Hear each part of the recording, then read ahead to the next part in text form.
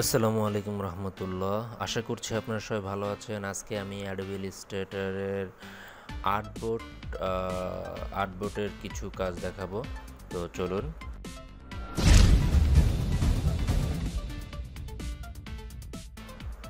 প্রথমত আমি এখানে দেখুন অ্যাডোবি ইলাস্ট্রেটরটা ওপেন করে রেখেছি। তো এখানে এই টুলটার কাজটা আমি আজকে দেখাবো।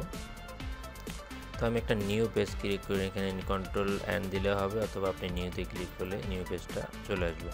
তো এখানে আপনি দেখুন, এখানে প্রথমতই আমি যখন নতুন একটা ডকুমেন্ট খুলছি, তো ডকুমেন্ট খোলার পর এখানে ডকুমেন্টের নেম দিতে হয়। তারপর এটা আপনি প্রিন্ট ভার্সন করতে চাইলে প্রিন্ট ভার্সন। তারপর এখানে দেখুন যে আর্টবোর্ড। তো নর্মালি আর্টবোর্ডটা হচ্ছে এইটা। তো আমি এখানে থেকে এসে ইঞ্চি করে নিই। আর্টবোর্ডের সাইজটা এখানে দেখতে পাচ্ছেন। তো এই আর্টবোর্ডটাকে আমরা যদি এই আর্টবোর্ডের কাজটা যদি আমরা বুঝতে পারি, তাহলে আমরা খুব সহজেই আমাদের যে ডিজাইন অ্যালাইনমেন্ট আছে এটা আমরা খুব সহজেই করতে পারবো। আর আমরা ডিজাইন করতে গিয়ে আমরা খুব স্বাচ্ছন্দ্য বোধ করবো। মানে আমাদের অনেক সুবিধা হবে এই আর্টবোর্ডটা ইউজ করার দ্বারা। আমরা এখানে দেখুন, এখানে যে আর্টবোর্ডটার সাইজটা এখানে 8.5x11 দেওয়া আছে। জাস্ট তারপর এখানে আমি সিএমআইকে জাস্ট সব কিছু ডিফল্ট রেখে এখানে জাস্ট ওকে দেবো। আমি সিএমআইকে রেজুলেশন, ঠিক আছে, এগুলো রেখে জাস্ট এখানে ওরিয়েন্টেশন যেটা আছে এটা আমি পোর্ট্রেট রাখবো। ওকেতে ক্লিক করার পর আমার দেখুন এখানে যে সাইজটা এসে সাইজটা হলো আর্টবোর্ড। জাস্ট এই আর্টবোর্ড টুল। তো এখন আমাদের যেটা করতে হবে, আমাদের যে আমরা যদি কোনো ডিজাইন করি, তো ডিজাইনটা করার সময় আমাদের খেয়াল রাখতে হবে আমাদেরকে এই আর্টবোর্ডের ভিতরেই করতে হবে। তো আমরা অনেক সময় কেউ এই আর্টবোর্ডের বাইরে গিয়ে কাজ করি। তো আর্টবোর্ডের বাইরে গিয়ে কাজ করলে আপনি করতে পারবেন, কিন্তু আর্টবোর্ডের ভিতরেই কাজ করলে আপনার অনেক সুবিধা হবে। তো আমি কিছু ডকুমেন্ট এখানে আমি পেস্ট করে দিলাম।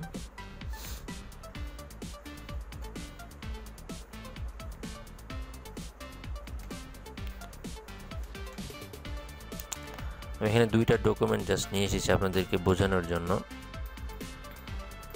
মানে এই যে ডকুমেন্টটা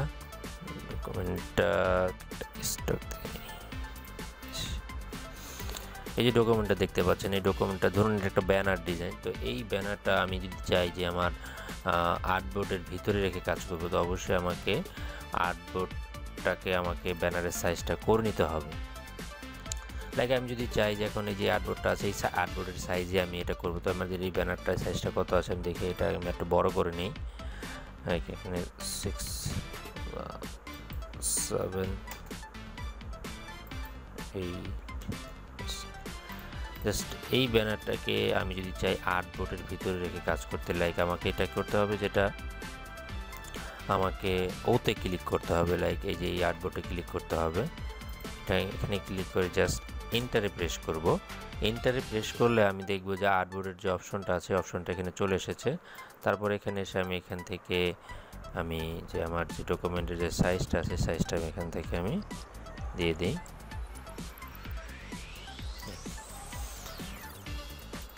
এখানে আরেকটা অপশন আছে, দেখুন এখানে আমি যদি চাই যে এই ডকুমেন্টটাকে আমি আর্টবোর্ডের সেন্টার নিয়ে আসবো, সেক্ষেত্রে আমাকে খুব সহজে আমরা জাস্ট এইভাবে করতে পারি।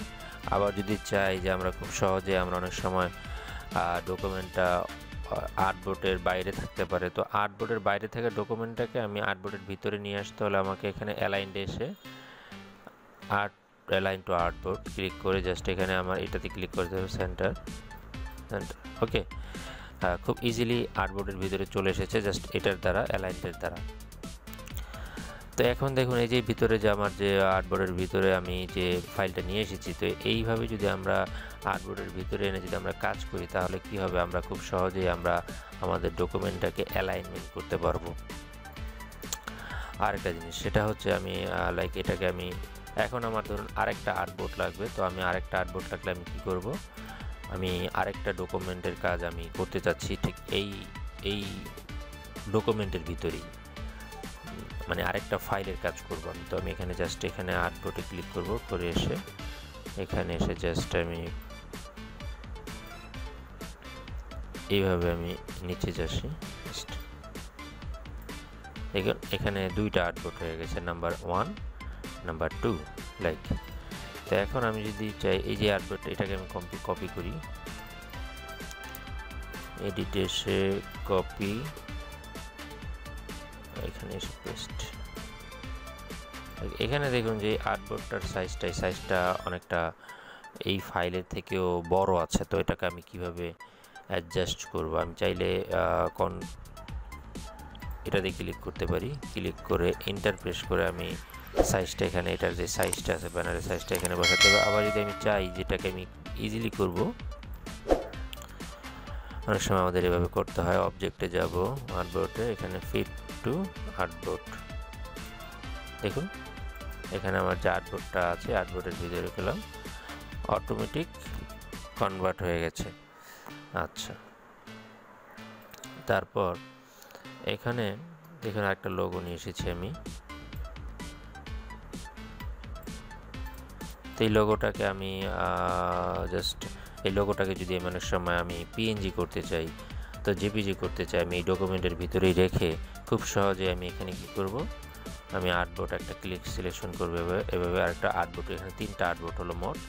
জাস্ট এখানে আমি এটার ভিতরে রেখে জাস্ট এখানে এসে অবজেক্টে যাব, artboard fit to select art.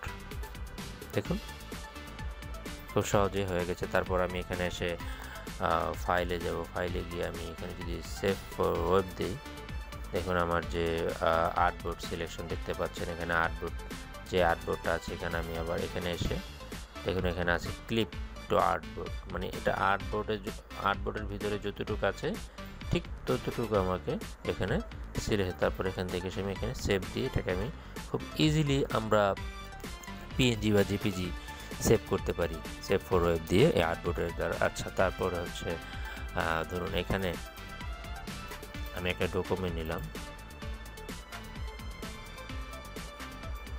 এটা আরেকটা ডকুমেন্ট নিলাম। ডকুমেন্ট নেওয়ার পর এটাকে আমি এখানে অবজেক্টে এসে কনভার্ট টু আর্টবোর্ড, মানে এই যে অবজেক্ট আছে এটাকে কনভার্ট করে দেব। দেখুন এটা আর্টবোর্ডে কনভার্ট হয়ে গিয়েছে, ঠিক আছে। আবার আরেকটা আছে যেখানে এখানে আছে যে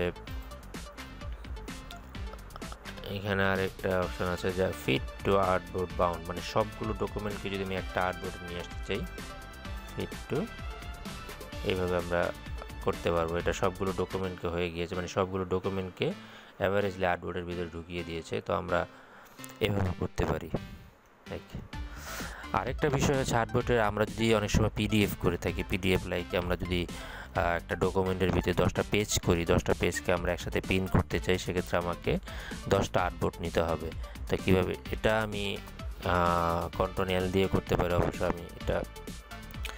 তারপর এখানে আমি নিউতে গিয়ে ক্লিক করতে পারি, ক্লিক করে এখানে আমার দেখুন এখানে এটা সাইজ ধরুন আমি A4 দিলাম, এখানে আমি 10টা আর্টবোর্ড নিলাম। দেখতে পাচ্ছেন এখানে 10টা আর্টবোর্ড ক্রিয়েট হয়েছে। তো এই 10টা আর্টবোর্ডটাকে আমি ধরুন ভিতরে আমি লাইক জাস্ট বোঝানোর জন্য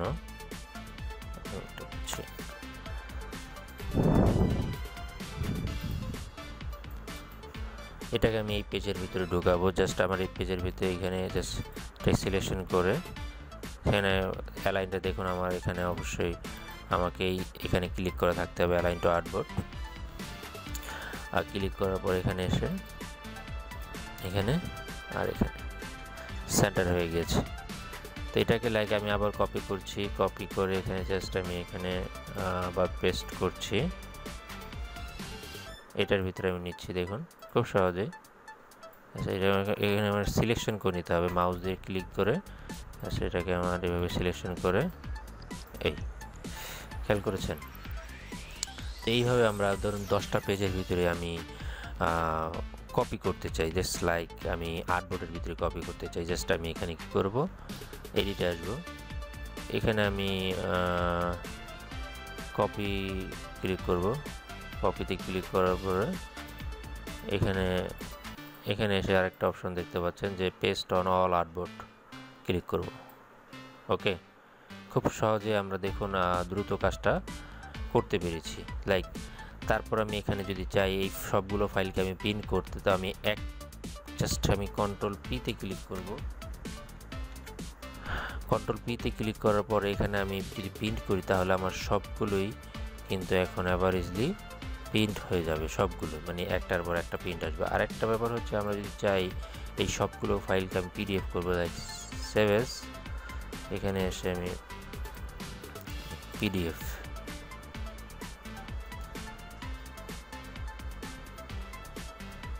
সেভ, আমার ডকুমেন্টটি পিডিএফ হয়ে গিয়েছে। তো আমি জাস্ট আরেকটু আপনাদের বোঝানোর জন্য আমি এক কালার করে দিচ্ছি, যাতে আপনারা খুব সহজেই বুঝতে পারেন যে ডকুমেন্টটা কি সিরিয়ালে হয়েছে কি না।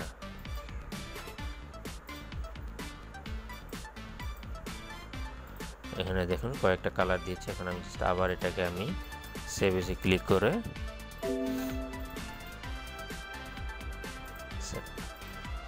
ডকুমেন্টটাকে আমি এখন দেখবো যে ডকুমেন্টটাকে জাস্ট এভাবে নিয়ে জাস্ট এইভাবে ওপেন উইথ,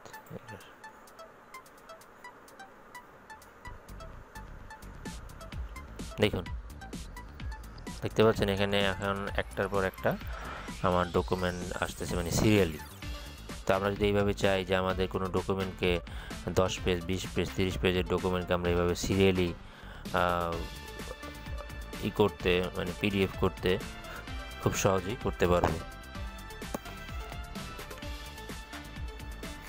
দেখুন,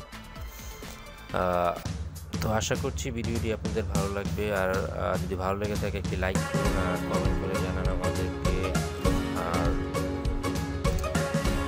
আমাদেরকে সাবস্ক্রাইব করে সঙ্গেই থাকুন। অলরেডি সাবস্ক্রাইব করে থাকেন তাহলে আসসালামু আলাইকুম ওয়া রাহমাতুল্লাহ।